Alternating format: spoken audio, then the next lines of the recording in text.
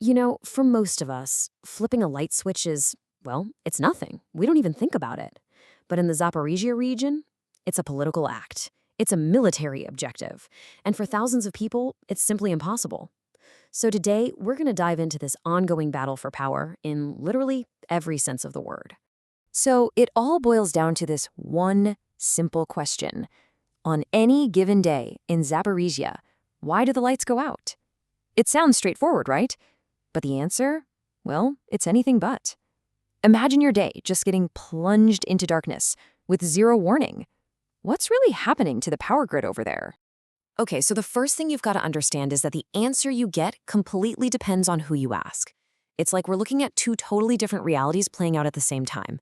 If you listen to Ukrainian officials, they'll tell you Russian forces are targeting energy facilities with drone and artillery strikes. But if you turn to the Russian-installed officials, they say Ukrainian forces are the ones launching assaults on critical substations. It's not just a war on the ground. It's a war of narratives, a war for the truth. So to really get why the power keeps getting knocked out, we have to look at the bigger picture, the power struggle, if you will. The root of all this chaos? Well, it's the fact that this entire region is trying to exist under two different competing flags. And here's the absolute core of the issue. The Zaporizhzhia Oblast, it's not fully controlled by anyone. You have both the Ukrainian government and the Russian Federation claiming they're the legitimate authority here. That creates this incredibly deep, unstable division that just seeps into every single aspect of daily life. And this right here, this table just perfectly lays out that split. You've got two different men, both claiming the exact same title, governor of Zaporizhzhia. You have Ivan Fedorov, who represents the Ukrainian government, and then you have Yevgeny Belitsky, who was installed by Russia. I mean, just stop and think about that for a second. What does that actually mean for people on the ground? Who do you call when something goes wrong? Whose rules are you supposed to follow? This isn't some abstract political debate. It's a confusing, messy reality for people every single day. So it's no surprise that this deep political divide is fueling a very real, very dangerous conflict. And that brings us to the war on energy, a battle that's literally being fought with volts and amperes. Let's look at the Ukrainian perspective first. Governor Ivan Fedorov says the enemy attacked Zaporizhzhia. But listen to what he's describing. It's not just about hitting a power line. He talks about a blast wave so powerful it damaged a multi-story building. We're talking about a direct impact on where people live. And then, almost immediately, you get the counter-narrative from the other side. The Russian-installed governor, Yevgeny Belitsky, says a substation was damaged as a result of an attack by the armed forces of Ukraine. So he's pointing the finger right back, framing them as the ones attacking essential services. Now, let's talk numbers because they really put this into perspective.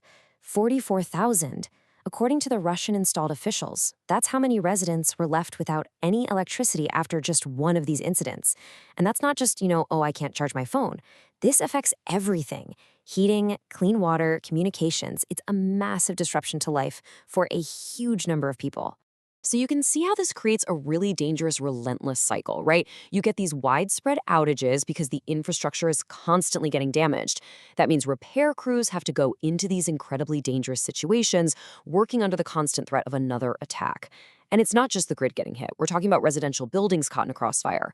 Another attack, this one cited by Ukrainian sources, cut power to over 38,000 households. Honestly, it doesn't matter which side's report you're looking at, the story is the same, consistent, devastating impact on civilians.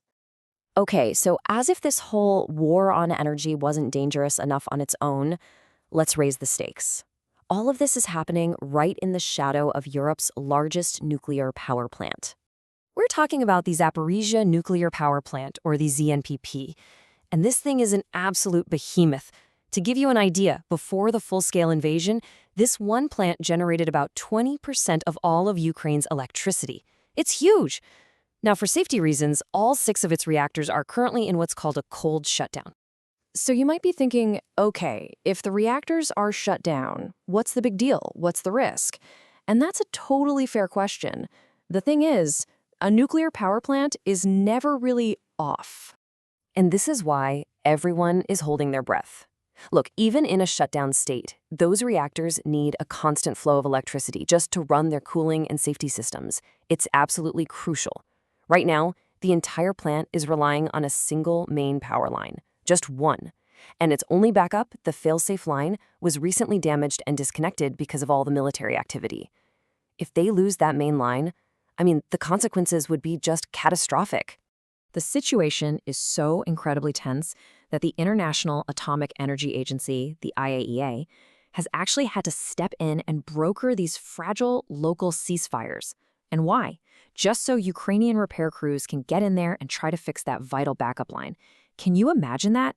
It's a total high-wire act, trying to do these critical repairs while a war is literally raging all around you. So we've talked about the grid, we've talked about the huge nuclear risk, but what does all of this actually mean for the people living there day to day? Because they're the ones who are truly caught in the crossfire. Yeah, you can really think of daily life here as just juggling multiple crises all at once. First, you've got the constant power instability we've been talking about. Then there's the very real, ever-present threat of military strikes. And on top of all that, you have the sheer confusion of living under a disputed government where you're not even sure who's supposed to be in charge. When you strip it all away, this is a story about people just trying to live their lives in completely impossible circumstances. It's about families dealing with shattered windows from a nearby explosion, going to bed wondering if the power will even be on in the morning. And all the while, they're forced to navigate this bizarre, absurd reality of having two different governments claiming control over their homes and their safety. And all of this really leaves us with one central unanswered question. Forget the geopolitics and the military strategy for a minute. It all comes down to human resilience.